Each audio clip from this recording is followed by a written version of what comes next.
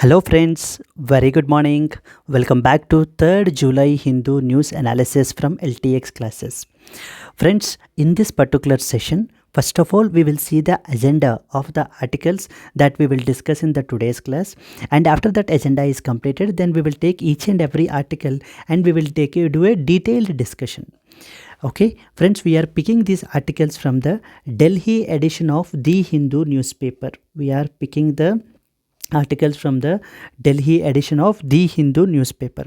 In that, the first and foremost article, if you see, Jaishankar to represent the India in place of Modi at the SCO summit in Kazakhstan. So this we have to read it under GS paper 2, international relations, specifically regional organizations. As a subtopic we have to study. And the second one is the fact check unit needed to protect the people from the fake news center in the Bombay High Court. This is related to GS paper 2 polity. In yesterday's class we also talked about this fact check unit. So please please watch the yesterday's video as well on this particular topic of fact check unit. Today we will discuss just in brief also. Okay. Next article is so this is something related to the plant species, particularly invasive plant species. Water hyacinth, something related to it is we have to cover it under GS paper 3, environment, wildlife, biodiversity, etc. In this topic we have to cover this particular article. Yes, let's go to the next one. Courts are subservient only to the might of the constitution and no other authority. So Chief Justice of India have recently made a statement so that the courts are subservient means subordinate only to the constitution and no other authority. This you have to cover under GS paper 2 polity. We have to cover this under GS paper 2 polity. Yes, and then Beijing and Manila hold the talks after the maritime standoff. This we have to discuss under GS paper 2 international relations. It is associated with the South China Sea dispute. With respect to the South China Sea dispute, we have to take up this particular article. And then finally the today's editorial, digital jurisprudence in India in an AI era. So this we will read in GS paper 2 and even it comes under GS paper 3. So science and technology or basically GS paper 2, the policies, legislations which are required that in our country. With here it is Copyrights Act 1957 is involved, etc. We will discuss all this when we are discussing this editorial. That's it friends. This is the today's agenda that we have to discuss. Yes, now let us jump on to the first article. As far as the first article is concerned, if you see, Jaishankar to represent the India in place of Modi at the SCO summit in Kazakhstan. So let us first of all build some basic background and after that we will go across this particular article. First and foremost, you should understand that there is something called as SCO. SCO stands for Shanghai Cooperation Organization. Shanghai Cooperation Organization. It is one of the regional organizations.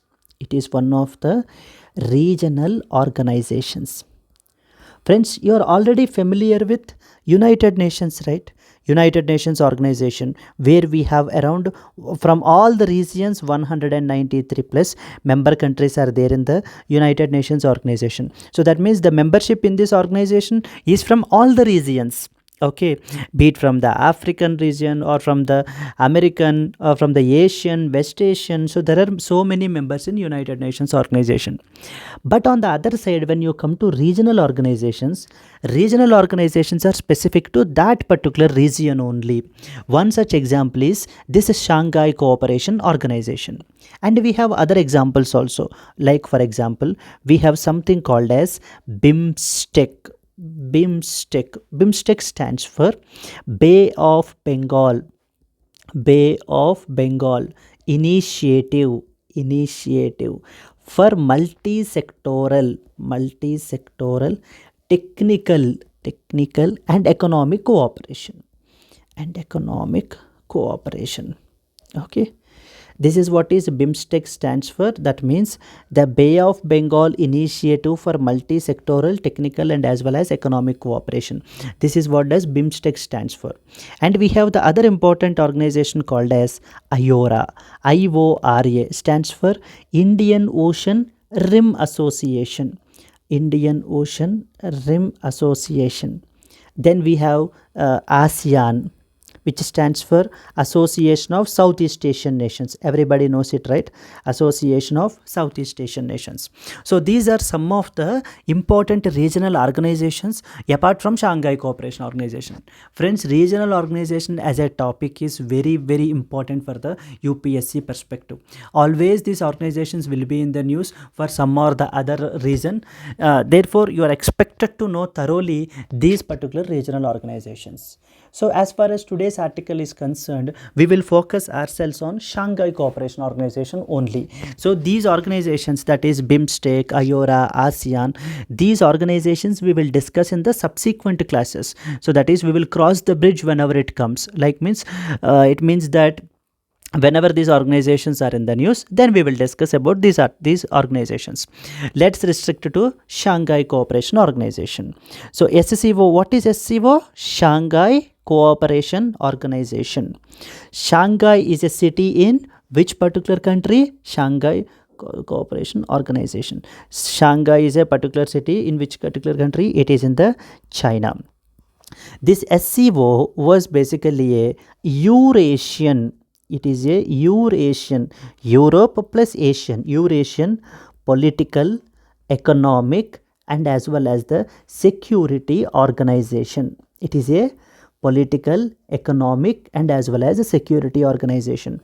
So this organization was formed in the year 2001. Very, very important. This organization was formed in the year 2001. In this organization, we talk about many important sectors. Like for example, we talk about trade, we talk about investments, and then we will talk about terrorism, and then separatism, extremism, and also we are bothered about connectivity, etc. So there are multiple issues on which this cooperation between the countries will take place. And how many countries are there as of now? Friends, there are 9 member countries are there in the Shanghai Cooperation Organization, with the recent addition being Iran. So with the recent addition of Iran, now there are in total 9 member countries are there in the Shanghai Cooperation Organization.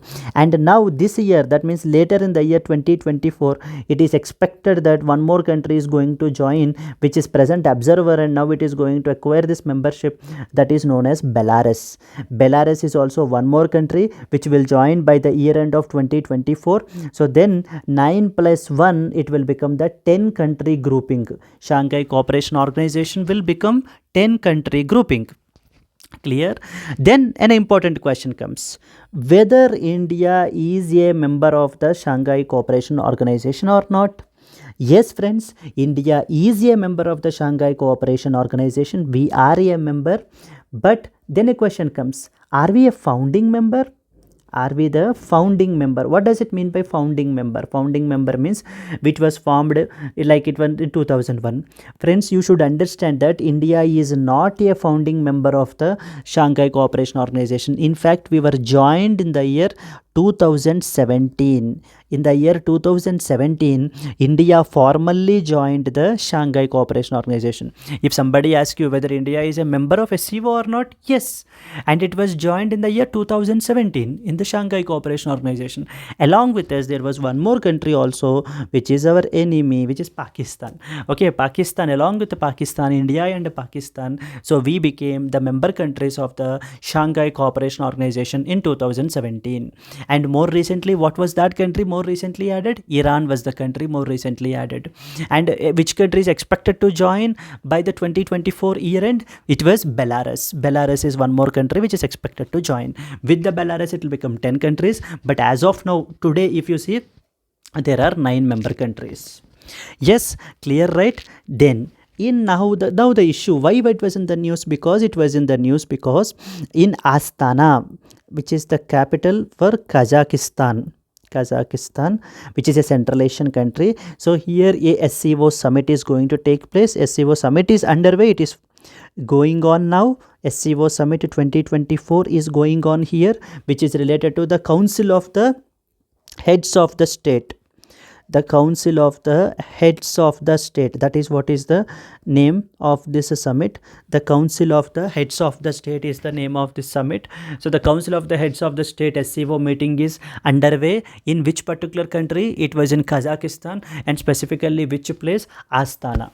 In order to attend this summit, generally Prime Minister will be going, but however this time we have sent the External Affairs Minister in the place of Prime Minister Narendra Modi in order to attend this summit. So what these the sources are saying is that they have not attached any specific reason why not the Prime Minister is not, why the Prime Minister is not going and why only the External Affairs Minister is going. That particular reasons were not stipulated anyway. But from our country, a representative who is an External Affairs Minister is representing our country in the Shanghai Cooperation Organization Summit 2024. Which is underway in the Astana, Kazakhstan. And tomorrow, which is Thursday, and this summit, they are going to adopt a declaration called as Astana Declaration. Since the summit took place in Astana, so they are expecting to adopt a declaration called as Astana Declaration. Now it draws the UPSC's attention. Now they will ask you, Astana Declaration is often seen recently in the news. It is associated with which of the following regional organizations? That's what might be the question. So if you can see, it is associated with the Shanghai Cooperation Organization. It is associated with SCO.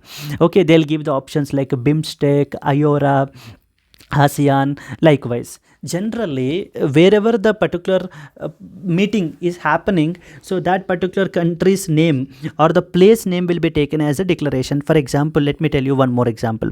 We have recently hosted the Z20, and which country which state, city hosted? New Delhi have hosted. That's the reason they have adopted something called as New Delhi Declaration. New Delhi Declaration is associated with Z20. Likewise, Astana Declaration is associated with SCO, Shanghai Cooperation Organization. Clear, friends? Let me revise again. Shanghai Cooperation Organization is one of the regional organizations. Like similar the other organizations are BIMSTEC, IORA, ASEAN, etc. This Shanghai Cooperation Organization is a Eurasian, Europe plus Asian, political organization, economic and security related organization. It was formed in which year? 2001. Here what we talk about? We talk about trade, we talk about investments, we talk about terrorism, connectivity, etc. How many member countries are there? 9 member countries are there. Who was the latest member? Iran was the latest member to join in this summit. And by the year end 2024, who is going to join? Belarus. Belarus is at present an observer in the SCO, and it is expected to join as a full-time member of the SCO. Then a question comes, is India a member? Yes, absolutely, India is a member. Are we a founding member? No, we are not a founding member. We joined way back later, and we joined in the year 2017. Along with India, which other country also joined formally? It was Pakistan. India and Pakistan formally acquired the membership of Shanghai Cooperation Organization in the year 2017. And recently, why it was in the news? All this story is all about. This story is all about in Astana, which is Kazakhstan, the capital of Kazakhstan. So there an important summit, SCO Council of the Heads of the State meeting is taking place, and as a result of this summit, they are going to adopt a declaration known as Astana Declaration. For this, in order to attend this summit, from our country, a representative, External Affairs Ministry have Minister S. Jaishankar have represented our country in this particular summit. Yes, friends, these are some of the important points that you need to know with respect to this article. Anyway, I have mentioned it in the bullet points as well, so that for your ready reference. So those points are now you can see. So now Shanghai Cooperation Organization. Shanghai Cooperation Organization is an intergovernmental. Please be very clear. Shanghai Cooperation Organization is not a United Nations body, or not even it is a non-governmental body. It is an intergovernmental body. Group of countries, their governments came together and they formed this organization known as SCO. So its dimensions involved are like the political, economic, and as well as a security related alliance, which was founded in which year? It was founded in the year 2001. And the first important summit, the first summit took place in Shanghai, China, and it took place in 2001, and with that name it was Shanghai Cooperation Organization. What was the main objective of this organization? This organization aims to promote the cooperation and mutual support among the countries. Who are all member countries? Among these member countries, to promote the cooperation and at the same time the mutual support in the areas such as trade, investment, energy, transportation, and as well as security. In all these areas, this Shanghai Cooperation Organization member countries will promote the cooperation among them. Okay, then the next important is how many member countries are there and who are the member countries of SCO. This is something UPSC will definitely ask because of the recent addition of members in the Shanghai Cooperation Organization. So therefore, there are 9 member states, nothing but member countries. So there are 9 member states in the Shanghai Cooperation Organization, and they are the first and foremost. So it is very easy, friends, to remember the first and foremost. What was the name of this organization? SCO. S stands for Shanghai. Shanghai is in China. So China would definitely be a member. That's the reason the first one we have written China. And the second important member is Russia. Russia is the second member. And then we have the Central Asian countries, right? These are the Central Asian countries. These are the Central Asian countries. Okay, these are the Central Asian countries. See, Kazakhstan, whose capital is Astana, and recently the summit is taking place here. So this would definitely be a member. Then the other Central Asian country, Kyrgyzstan, and then we have the Tajikistan, and then we have the Uzbekistan. So these 4 Central Asian countries are part of the Shanghai Cooperation Organization. Very important note point. What was that? There was a 5th Central Asian country also, which is Turkmenistan. So this Turkmenistan is actually not a member of SCO. Please, friends, be very clear. Turkmenistan is not a member of SCO. Now what UPSC will do? They will say consider the following countries, and they will say A, Kazakhstan, B, Kyrgyzstan, C, Turkmenistan, D, Tajikistan, B, Uzbekistan. Which of the above countries is not a part of SCO? Which of the following countries is a part of SCO? UPSC will definitely ask a question on this particular topic in this way, if at all, if it want to ask related to the members of the SCO. Then I hope you have understood.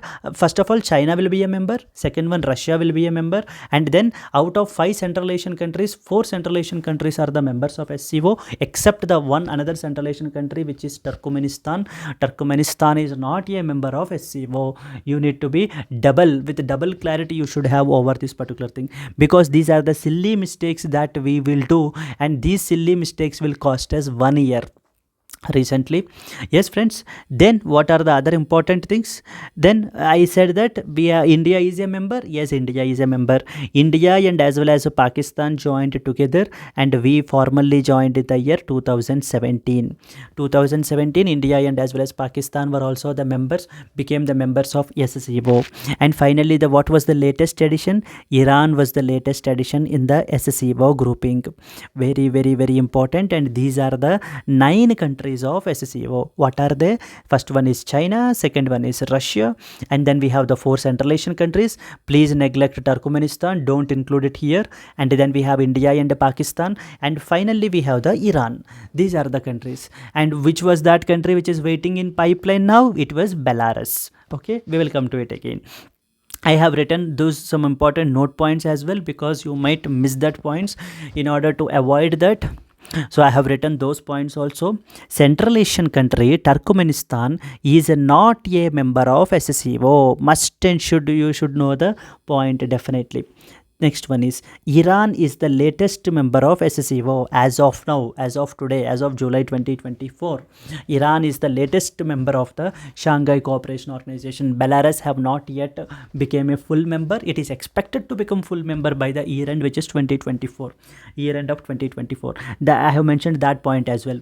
Belarus will join the SCO later this year, in the year 2024. With the inclusion of the Belarus, the SCO grouping will have the 10 member states. Correct, right? Earlier we have 9 member states, including Iran. and after that we have the 10th member will also come by the year end of 2024, which is Belarus, and by then it will become the 10 member countries will be there. Okay, then India along with the Pakistan became the members of SCO in the year 2017. Very very very important, friends. India and as well as Pakistan, India is a member of SCO. We were not the founding members, so UPSC will make a trap in this format. Consider the following statements about Shanghai Cooperation Organization, where the first statement they will give is it is a Eurasian political, economic and as well as the security organization established in the year 2001. Second statement they will make is, so the first summit of the SCO took place in Shanghai, China in 2001. And the third statement they will make is India is also the founding members of the SCO. No friends, we are not the founding member there. We have joined way back later, and we joined in the year 2017. That's what you have to understand this point here. Then apart from the members, we also have the observers. And what are the observers? There are 3 observers, friends. We have A, Afghanistan, and B, Belarus, and then 3, Mongolia. These 3 are the countries which are categorized as observer countries. They are not full members, they are observers. Okay, they are just observers. And out of these 3 observers, so the Belarus will be the one more observer who will be now uplifted again now to the membership position in the Shanghai SCO. Okay, Belarus, which is an observer as of now, will be uplifted into the full-time member of the SCO, and thereby you will be left with only 2 observers. Who are they? A, Afghanistan, and B, Mongolia. Okay, now UPSC's attention might draw here, and they will ask you, after inclusion of the Belarus as a full-time member, which of the following are the observers of the Shanghai Cooperation Organization? So you are left with only two things. The 2 countries are Afghanistan and as well as Mongolia. These are the 2 countries which are observers. Yes friends, now up till now we talked about what is SCO, when did this SCO formed, what are the important areas of cooperation of SCO, then we came across what are the member countries of SCO. So then we have written some note points also, like for example Turkmenistan is not a member, Iran is a latest member, Belarus will join down the line, India and Pakistan also are the members in 2017 only. Observers were like 3 observers, Afghanistan, Belarus and Mongolia. And after Belarus acquires the membership, we will be left with only 2, which is Afghanistan and as well as Mongolia. Now it's the time that we should know about the organizational structure of SCO. How this SCO will function, what is the organizational structure is there of the SCO. Friends, in SCO we have multiple internal organizations, and the first and foremost is the Council of Heads of the State. The Council of Heads of the State, this was the first important highest body. If you see this, it is the highest decision making body of the SCO, and it comprises the heads of the state of all the member states. Whoever all the member states who are involved, for example the 9 member states who are involved, so they are the their heads of the state will be the members of this particular organization, that is the Council of Heads of the State. This is the highest decision making body, and this is the supreme body under the Shanghai Cooperation Organization. If you see recently this Astana summit, right, it is associated with this first organization only. So that is the Council of Heads of the State. Let me show you the Council of the Heads of the State. See, External Affairs Minister S. Jaishankar reached Astana in Kazakhstan on Tuesday to lead the Indian delegation at the SCO Council of Heads of the State in place of the Prime Minister Narendra Modi. So that means you should understand that this is the highest decision making body within the Shanghai Cooperation Organization, Council of Heads of the State. Very, very, very important, friends. It is the Council of Heads of the State. And the second point is they will meet annually in order to set the overall strategic direction for the organization. So their objective is to set the direction, strategic direction to the Shanghai Cooperation Organization. And the second important body is organization, internal organization is now instead of the Council of Heads of the State, now it is the Council of Heads of the Government. It is the second highest council in the organization, and it holds the annual summits at which the time members will discuss issues such as related to multilateral cooperation. For example, they'll be discussing on trade, they'll be discussing on energy, transportation, connectivity. See, for example, as far as connectivity is concerned, we have the INSTC, International North-South Transport Corridor, and we also have the recent IMEC, India, Middle East, Europe Economic Corridor, IMEC. So these are some of the important connectivity projects which will be discussed in these particular meetings. And the third important is secretariat. The third important is secretariat. See, for example, for United Nations, we have UN secretariat, right? Likewise, SCO also have their own secretariat, which is SCO secretariat. It is generally considered as an administrative arm of the Shanghai Cooperation Organization. What is its responsibility? It is responsible for coordinating and implementing the decisions of the organization. Whatever the decision of the organization which are there. For example, the heads of the state or the heads of the government have had a meeting and they took some decisions. Okay, now these decisions need to be implemented, right? In order to implement all these decisions and all, it is a secretariat which will take care of all these aspects. That is what is secretariat. So then the secretariat is located in Beijing, China. It is located in the Beijing, China, and it is considered as a permanent executive body. Okay, and finally the fourth one, which is very, very, very important one, known as RATS, Regional Anti-Terrorist Structure, called as RATS. Friends, this organization is actually responsible for coordinating the efforts among the member countries to fight something called as terrorism, separatism, and as well as extremism. In order to fight these three evils of terrorism, separatism, and as well as extremism all over the world, and specifically to this particular region, SCO region, so this organization will be taking care of that responsibility, known as Regional Anti-Terrorist Structure. Now the question will be, they will plain in a way put up RATS, Regional Anti-Terrorist Structure, is often seen in the news, is associated with which of the following organizations, where they'll give the options like A, Shanghai Cooperation Organization, B, BIMSTEC, C, IORA, D, ASEAN. This is how they will ask, friends. Here you should understand that RATS, Regional Anti-Terrorist Structure, is associated with that of the Shanghai Cooperation Organization, and it is an anti-terrorism based to combat the terrorism, separatism, and as well as extremism based body. And at the same time, it is based in Tashkent, Uzbekistan. Even this is also very important. So the headquarters of the RATS is in the Tashkent, Uzbekistan. It is located in the Tashkent, Uzbekistan, which is one of the Central Asian countries.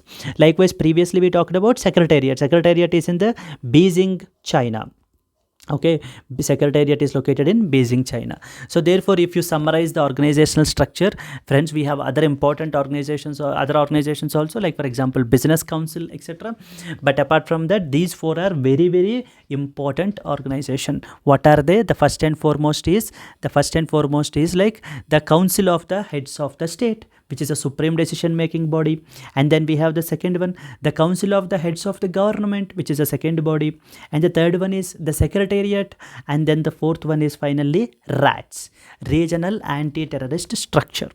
These four are the important organizations of SCO. Why in news? We already covered, right? Recently, the SCO Council of the Heads of the State meeting took place in Astana, Kazakhstan. Kazakhstan is a Central Asian country which capital is Astana, and now the meeting of the SCO Council of Heads of the State is going to take place here. It is already underway. This summit will adopt something called as Astana Declaration. Very, very, very important, friends, which is expected to focus on strengthening the ties between SCO countries on economic issues, connectivity related issues, fighting the terrorism, etc. So now they will strengthen their cooperation in these particular three areas. Tomorrow or day after tomorrow, we will see what exactly that Astana Declaration have talked about, or if they come up with any new innovative actions or any kind of initiatives or any new kind of groupings that they are creating. So then we will add on in the down the line points. But as of now, these basic points need to be thorough with. Then that's it, friends. That's it about this particular article of SCO and as well as Astana Summit. So if tomorrow somebody asks you to talk about this SCO, you need to be thorough with all these important points. What is its organizational structure? How many members? How many observers? So okay, UPSC will ask you definitely the basic questions only. Now if you are thorough with this thing, every question that is on this SCO will be pretty basic or bare minimum for you only. So please try to be thorough with this particular article, friends. Let us move on to the next article. The next article is related to the fact check unit. Yesterday, in the yesterday's news analysis, we already talked about this fact check unit, and again today a new article related to the continuation. Basically, the Bombay High Court a petition is going on, right? So with respect to that, this fact check unit needed to protect the people from the fake news center in Bombay High Court. So now in Bombay High Court, the central government is also responded. The central government is represented by the Solicitor General, very important, Solicitor General Tushar Mehta. You need not bother about the names. So but the Solicitor General is representing the central government in the Bombay High Court, and now this fact check unit is again in the news. So yesterday, please cover this particular article from the yesterday's analysis. Please do watch the yesterday's video also, so that will make you to have more other articles also. So this, if you see this fact check unit, let me give you a very small brief touch on this particular article. Friends, there is something called as fact check unit. It is associated with the Press Information Bureau. Press Information Bureau. Okay, this organization was created by the central government in the year 2019, and recently the Ministry of Electronics, notified this particular body. Ministry of Electronics notified this body under IT rules 2021. Under IT rules 2021, recently this particular body has been notified by the Ministry of Electronics, and in March 2024. Now, what was the main task of this particular article, of this particular fact check unit? The main task is, for example, if you see the Government of India, whenever any information or any article which is misleading, which is false, which is disinformation against the Government of India, that means if any article is published which is misleading against the government, which is false, or which is spreading the hatred against the government, then in that context, this article will be published where? It will be published on intermediaries. What are intermediaries? The intermediaries is, example is Facebook is one intermediary, and at the same time Twitter is another intermediary. So these are some of the important intermediaries, right? On these intermediaries, if this article is got posted in these intermediaries, now the fact check unit will come into picture. And it will mark this article which is misleading, which is false, or which is spreading the hatred, disinformation against the Government of India. Now fact check unit will label it as fake. What will happen if it is labeled it as fake? Then immediately, now it is the duty of these intermediaries like the Facebook, Twitter, Insta, etc., that they need to remove this article immediately from their platforms. They have to remove this particular article immediately from their platforms. From their platforms. Yes. Everything is fine, right? So the fact check unit is like, what it is doing? It is trying to protect the Government of India's interests, because here the state should not be compromised. Nobody should spread the fake information against the Government of India. So, and then an example was also quoted. For example, if you see this, Mr. Mehta, who is a Solicitor General, said that a fake news about the Election Commission had floated on social media, saying that the poll body would be deduct 350 rupees from the accounts of the people who choose not to vote. So the recent elections for the 18th Lok Sabha were concluded, and a new government was also formed, right? So there a new article got circulated which basically says that whoever choose not to vote, Election Commission of India is going to deduct about 350 rupees from their bank accounts. This is what is the fake news that got spread up during those days. So now Tushar Mehta is pointing out to this article and saying that, see, these are the fake news against the government of India and the institutions, constitutional bodies. So now this fact check unit, what it will do, it will try to pick up these type of news and they will immediately label them as fake, so that immediately the intermediaries like the Facebook, Twitter, etc. will immediately remove this article from their platforms, so that this information, this wrong information, this misleading information will not be spread to the multiple people. I hope you have understood what is the idea here of fact check unit. It basically protect the interests of the government. It try to curb the for fake news completely. Now what is the problem? So the problem is, now the petitioners are saying that this fact check unit, whatever the body that is there, so the functioning is in such a way that it violates the fundamental right of the people. Acha, which fundamental right? And they are saying that it is article number 19 of the constitution, and under article number 19 it is specifically we have 6 freedoms, right? Freedom of speech and as well as expression.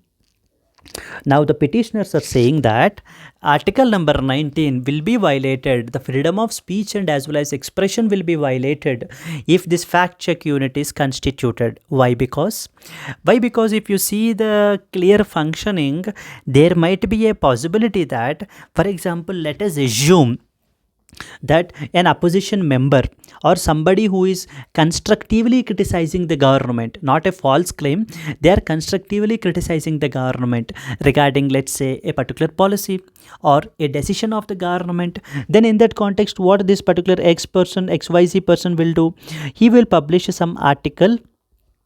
Okay, he will post some article by constructively criticizing the government, constructively criticizing the government regarding a particular policy or the decision.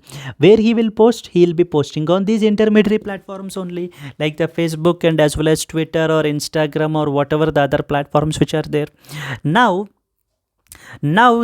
these petitioners are saying that, see here, now what the government will do is, by using its weapon of fact check unit, will try to make this criticized article, whatever the article which criticized the government as, and they will make it as, label it as fake. If they label it as fake, what happens? Then immediately the duty of the intermediaries is to remove these particular fake articles from their platforms. So as a result, it is directly in violating the freedom of speech and as well as expression of the person who has constructively criticized the government. So they are basically saying that through this fact check unit, completely the government is trying to remove the opposition or the opposition or the criticism against it, and that is what it is trying to achieve through this fact check unit. This is the argument of the petitioners. But on the other side, Solicitor General Tushar Mehta is saying that see, there are other states as well, like in our country, for example Kerala, Uttarakhand. So they also have these fact checking units. See, this is what he mentioned here. Many state governments have the fact check units, FCU, such as Kerala and as well as Uttarakhand. If we had the union government do not have the fact check, it will be a dereliction of the duty. This is what are the arguments of the Tushar Mehta. So now therefore, what is the need of the is the fact check unit should be in such a way that so now it should maintain a delicate balance on protecting the state interests, and at the same time it should also protect the fundamental rights of the people, protect the fundamental freedoms, particularly freedom of speech and as well as expression, which includes freedom to constructively criticize the government. So should be maintained. Therefore, this fact check unit functioning should be in such a way. Now the Bombay High Court will take a call on this IT rules 2021 that have created, that have a provision for creation of this fact check unit, and down the line we can see so what might be the judgment. The arguments are still going on, and let's say down the line what will happen. Okay, and as from the exam point of view, GS paper 2 polity, so this is now the petitioners are contending that it is directly violating the fundamental rights, and fundamental rights is one of the important topics under paper 2 polity. You can sure shot expect a question on this in either the prelims or the mains perspective. You can expect a question, friends. So therefore you need to be thorough with this fact check unit. The first one we talked about is the Shanghai Cooperation Organization, and the second one we talked about is the fact check unit. Then let's go to the third one. The third one is the water hyacinth. An invasive species called as water hyacinth, an image got published in the Hindu newspaper only. See, water hyacinth covers a vast portion of the Vembanand Lake at the Kumarkom in the Kottayam district of Kerala.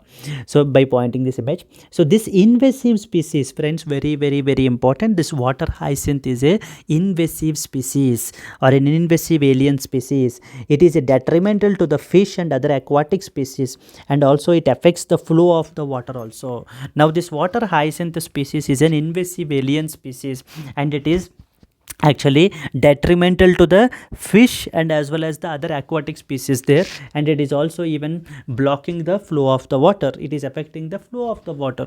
This is what is the article. This is published. Very important from the exam point of view. Invasive alien species.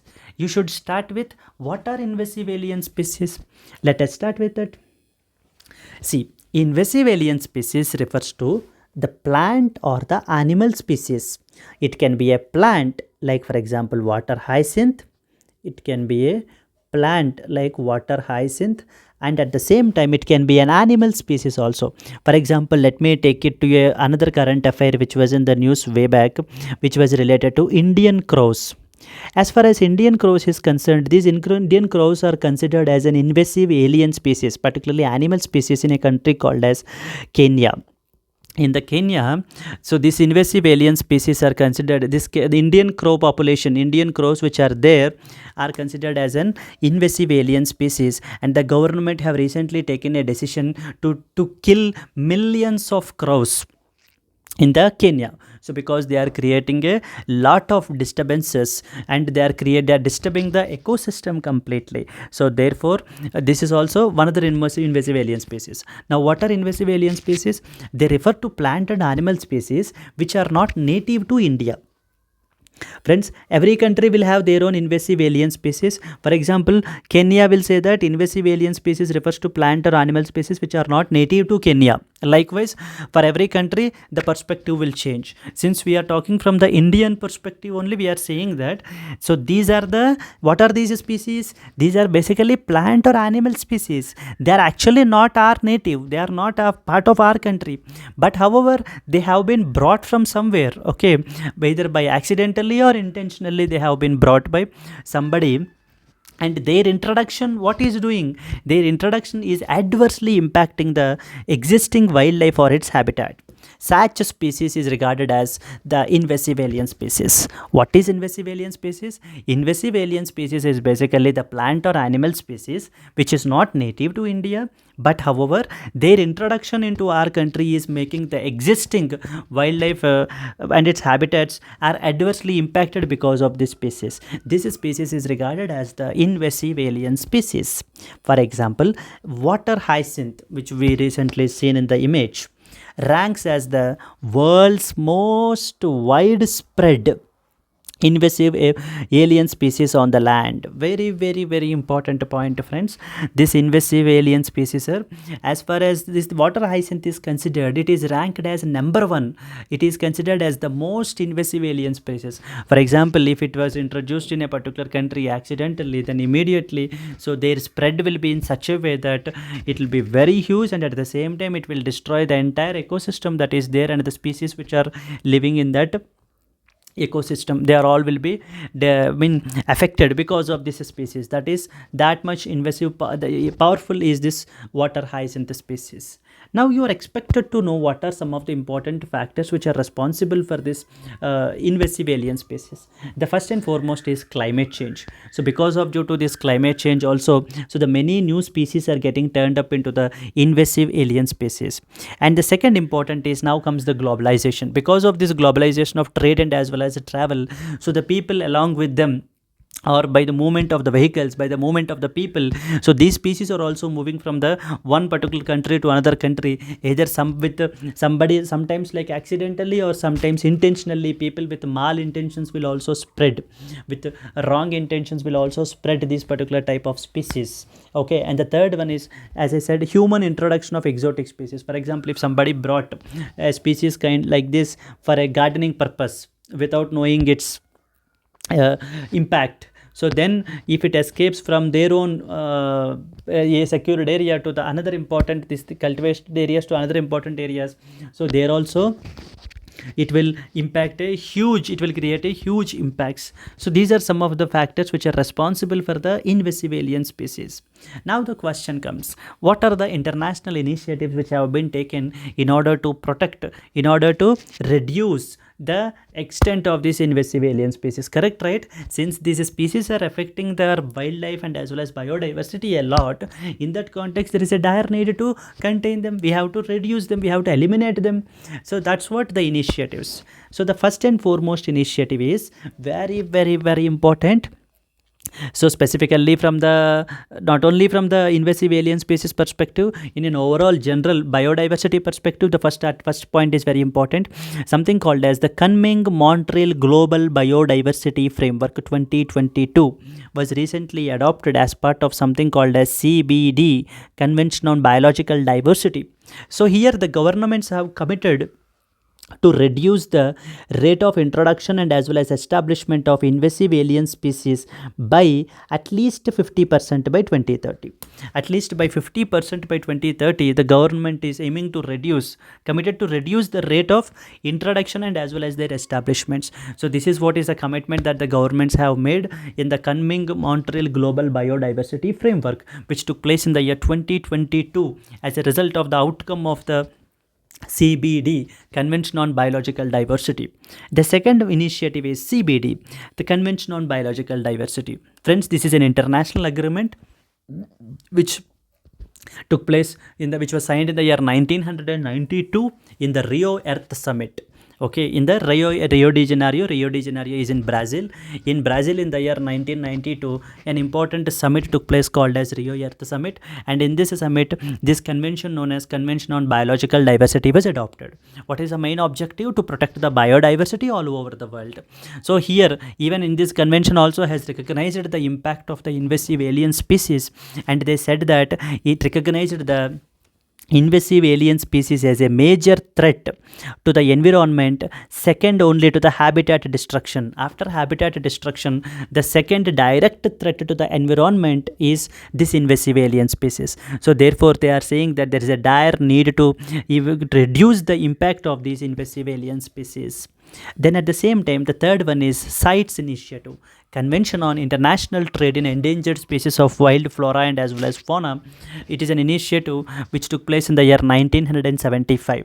So out of this convention also recognized that impact of invasive species involved in the trade. It is also talking about this invasive alien species. So these three are some of the important initiatives associated with that. And fourth one is important one, that is invasive species specialist group. Friends, these points you can write in the mains answers when you are talking about something related to invasive alien species. Then you can mention all these international initiatives in your mains answers. That will be definitely enriching for your preparation. So your answer will be look so enriched. Okay, then invasive species specialist group. What is invasive species specialist group? Is that the invasive species specialist group, it is a global network of the scientific and policy experts on invasive species, organized under the auspices of the Species Survival Commission. There is something called as Species Survival Commission under the IUCN, under the umbrella organization that is involved is IUCN, International Union for the Conservation of Nature. We have this invasive species specialist group is also there. It is actually a global network, okay, of the different policy, scientific and policy experts from all over the world. Okay, what they will be doing? They'll be maintaining a global database of invasive species. This is what is their main duty as part of the invasive species specialist network group is part of. This invasive species specialist group is part of which organization? It is part of the IUCN, International Union for the Conservation of Nature, IUCN. Now you'll be surprised to see that, see, if you see this question from the UPSC 2023, friends, this was a question that was asked in last year UPSC prelims 2023. If you see this question, invasive species specialist group that develops the global invasive species database belongs to which of the following organizations? The IUCN, the United Nations Environment Program, the United Nations World Commission for Environment and Development, the World Wide Fund for Nature. I hope by now it will be pretty easy for you, this particular question. But if you don't know this particular topic, then definitely you will face a lot of difficulty in answering this question. And this invasive species specialist group is associated with the IUCN, International Union for the Conservation of Nature, IUCN. In IUCN we have Species Survival Commission, and under this Species Survival Commission we have this particular body called as Invasive Species Specialist Group, and they develop something called as Global Invasive Species Database. So they will be developing the global invasive species database. That means they will maintain the database of all the invasive species all over the world. For example, water hyacinth is one such example.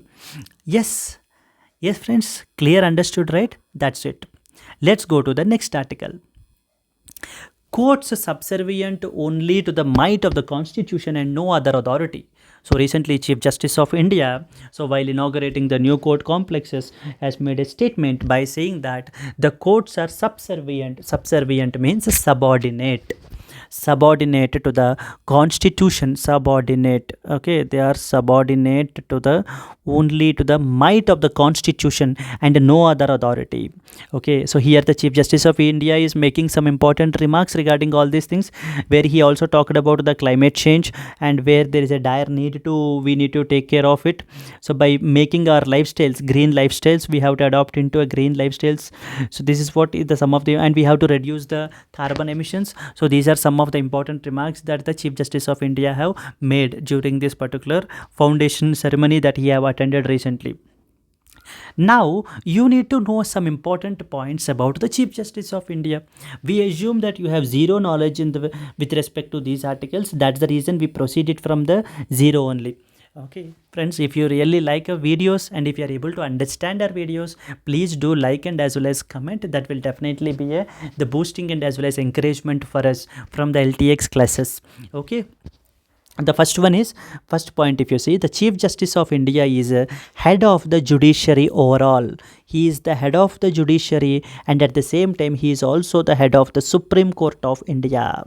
Very, very, very important. And at the same time he is also the head of, it is the head of the Supreme Court, the Chief Justice, who is responsible for the allocation of the cases and at the same time appointment of the constitutional benches with deal with the important matters of law. So for example, whenever any matter which is associated with the Constitution comes into picture, then a constitutional bench will be set up, and that constitutional bench will decide on that particular case. So now that constitutional benches, setting up those constitutional benches, responsibility also lies with the Chief Justice of India only, and at the same time allocation of cases will be taken care by the Chief Justice of India only.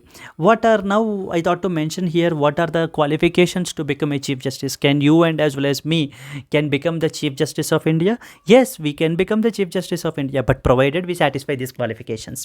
So we need to ensure that we satisfy these qualifications, then definitely one or the other day we can also become the Chief Justice. The first and foremost condition is he should be a citizen of India. Very, very important point. So a foreigner is not eligible to become a Chief Justice of our country. So therefore he should be a citizen of India. And the second important point is he should have at least 5 years. He should act as a judge of the High Court or of the 2 or more such courts in succession. So he should have been a judge of a High Court for at least 5 years. That was the first condition. Or it is not and condition, please be very clear, it is an or condition, either this or that. Either you should be a judge of a High Court for at least 5 years, or if you are not a judge of a High Court for 5 years, at least you need to be an advocate of the High Court for 10 years. See, you have been for at least 10 years an advocate of a High Court or 2 or more such courts in succession. And the third important point is, or if you say in the opinion of the president, if you are a distinguished jurist, you should be a an opinion, you should be a have a opinion, the opinion of the president. In the eyes of the president, you should be a distinguished jurist. So the constitution have not mentioned the word. What does the word distinguished jurist mean by? So okay, these are some of the basic qualifications so that you are expected to have to become the Chief Justice of India. Yes, friends. And who will appoint him? It will be appointed by the President of India. Yes, the Chief Justice of India and the judges of Supreme Court are appointed by the President under Article number 124 of the Constitution of India. This is regarding the appointment of the CJI. Let us go to the next article. Beijing, Manila hold the talks after the maritime standoff. So the two countries that are involved are Beijing, which is the capital of China, and the Manila with the other country is Philippines. These are the two countries, friends, which are involved, and the dispute is mainly associated with the South China Sea dispute. Then the dispute is mainly associated with the South China Sea dispute, and the claim of the China is the territorial claims over the South China Sea. Okay, territorial claims by drawing something called as 9-dash line. Very important, 9-dash line. So the China have drawn something called as 9-dash line and saying that so this 9-dash line area will be completely part of the China. So this 9-dash line is actually merging with the in conflicting with the EEZ, exclusive economic zones of the other countries such as Philippines, Vietnam, etc. Let's see the image. If you see the image, this is what is the South China Sea, friends. If you see the South China Sea, so here on the northern side we have the countries like China and as well as Taiwan, and on the eastern side we have the Philippines. Now the countries which are involved in the dispute are like Philippines and as well as China. So China have drawn a something called as a 9-dash line. Okay, and there are important islands, for example Spratly Islands, Scarborough Shoal, Paracel Islands. So these are some of the important islands which are there in the South China Sea. Even UPSC you can expect a question from UPSC by saying Scarborough Shoal is often seen recently in the news, or Spratly Islands are seen in the news. They are associated with which of the following? Like for example, they are associated with A, South China Sea, B, Black Sea, C, Red Sea, D, Yellow Sea. There can be multiple options so that UPSC can put up as a challenge for you. Okay, so South China Sea dispute, this is all regarding the South China Sea dispute, and recently some violent clashes got exchanged between China and as well as Philippines. Now in order to reduce the tensions, so they both have had a meeting. They are in talks with each other in order to ease these tensions. Okay, now what you're expected to know is South China Sea and as well as its basic geography. South China Sea is bordered by China and as well as Taiwan to the north. If you see South China Sea, the border to the China and as well as Taiwan to the north. This was the one important thing. And second, this including Vietnam, Thailand, Malaysia and as well as Singapore to the west. See, if we see Singapore, Malaysia, Vietnam and as well as the Thailand. So Thailand, these are the countries which are bordering the west. Thailand, which are bordering the west. And at the same time, Indonesia and as well as Brunei to the east, to the south. Indonesia and as well as Brunei. For example, Brunei and as well as Indonesia to the south of the South China Sea, if you see. And to the east, we have the Philippines to the east. This is what is Philippines to the east. So what are the countries? In the north we have the China and as well as Taiwan. On the west we have the Vietnam, and then we have the Thailand, and then we have Malaysia, and then we have Singapore, and on the south we have Brunei and as well as Indonesia, and towards the east we have the Philippines. So these are some of the important countries which are part of this bordering the South China Sea. Even you can expect a question, which of the following countries borders the South China Sea? That can also be a potential question, friends. Okay, it is connected by the Taiwan Strait with the East China Sea and by the Luzon Strait with the Philippines Sea. So this is another important point with respect to the South China Sea straits are concerned. You are expected to know for sure this region will always be in the news. So please be very clear. Down the line, if at all, if they sign any new kind of agreements or something like that, definitely coming down the line we will look into those particular possible agreements also. stay tuned to our channel and please subscribe to our videos, so that definitely daily we will do the analysis on in English, so that will be helpful for you. But all we want is your love in the form of likes and as well as subscriptions. Please subscribe to our channel so that daily you can get the videos daily, so that you can stay tuned with respect to current affairs. Yes friends, yes, let us go to the next. Yes, that's it. This is the last for today, which is editorial digital jurisprudence in India in an AI era. So instead of having a line by line walkthrough, I'll be explaining you the simple important points. What is the main crux of this article? So the main crux of this article is all about something called as, the author is talking about generative AI technologies. Generative AI. Now this generative AI is in the boom. Maybe you are not aware this generative AI word, but you are aware of the words like chat GPT. Chat GPT is one of the generative AI technologies, one of the tools of generative AI, I can say. Similarly, we have Cloud 3.5 Sonnet, for example, recently is in the news, and Gemini from the Google recently in the news. Gemini is in the news. So these are the some of the important generative AI tools. What are these mainly used for? They are used for mainly for text generation. So you can use for it for a text generation, and even you can use it for a image generation. You can use it for a text generation, and you can use it for a image generation. So now the author is talking about, whenever by using these tools like the text generation or image generation, when somebody produces a content,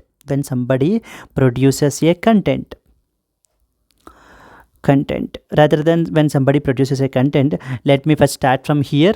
Whenever these tools are there, right, like the text generation tools or the image generation tools, so this chat GPT, Cloud 3.5 Sonnet or Gemini, all these things should be classified as what it need to be classified, under which classification does these tools comes into picture. This was the first question of the author. Now he is asking you, can they be classified as intermediaries, like for example Facebook, and at the same time we have the Twitter, so okay, which is now X. So okay, now can we say them as intermediaries? So now the saying that they cannot be claimed as intermediaries, because and intermediaries do enjoy a principle called as safe harbor principle. What is safe harbor principle? Safe harbor principle means whoever posts the content, any offensive content on these platforms like Facebook will not hold any liability for that content. It is a user who has posted that content will be responsible. Now the author is saying that, see, this generative AI tools like ChatGPT, Gemini, etc., they are not intermediaries, okay, because they are not just hosting the content, they are not they are not having any hyperlinks to other websites or something like that. So then are they conduits, something called as the conduits? They are just mere conduits. Then so this was the first point that the author has addressed. This is a question mark now, under which category these generative AI tools need to be kept. And the second important question is, by the content that these tools are producing, so these tools are producing some content, right? So should this content be protected? Should it be copyrights should be granted to this particular content? This is the second question. So for that, the author has pointed out our Copyright Act 1957. In our country, copyrights are completely governed by Copyright Act 1957. Okay. In our country, the copyrights are granted by the Copyrights Act 1957. So now what the author is saying here is that, see, the legislation which is there in our country is not well equipped in order to tackle the AI related content. Now what about the new AI content that is produced? So on whom the liability need to be placed? So is it the user or is it the programmer? Okay, to whom the liability need to be placed? And if we protect this AI content, to whom the copyright need to be issued? So these are some of the challenges which are there. So that is what the author is pointing out into. These challenges need to be addressed, because this generative AI has recently came into picture, and this is going to evolve more sooner. We have to come up with a comprehensive legislative framework. So, and this is what is the author's point of view. You can read further this article. This is the main outcome, main outlook of this particular article is all about. Yes friends, that's it. We'll close it for here for today. I hope you have enjoyed the today's session. I hope you have understood the important articles that we have discussed from the exam point of view, both from the pre and as well as mains. If you like the video, please like the video, and at the same time please comment, show your comments as well in the form of, show your love in the form of the comments. And it's the time for today's question. Friends, every day we will post a question at the end of the video, and it is your duty to comment the answer, because that only shows me your dedication towards your UPSC dream, and also show me that you are with me up till now. And today's question: consider the following countries: Russia, India, Turkmenistan, Pakistan, and as well as Iran. Which of the above countries is or are the members of SCO, Shanghai Cooperation Organization? They have given 5 countries, and they're asking you now which of the following above are the members of the SCO, like Russia, India, Turkmenistan, Pakistan, and Iran. By now, I feel that you already know the answer. If you know the answer, please comment it. Okay, and at the same time, if you have liked the video, please like the video, friends, because that gives me more the boost and as well as encouragement, boosting and as well as encouragement to do more this type of videos. Yes, that's it friends for today. Let us meet again in the tomorrow, which is 4th July Hindu news analysis. Until then, stay tuned. Happy preparation, happy learning, and as well as all the best friends for your UPSC preparation. Thank you so much. Bye bye.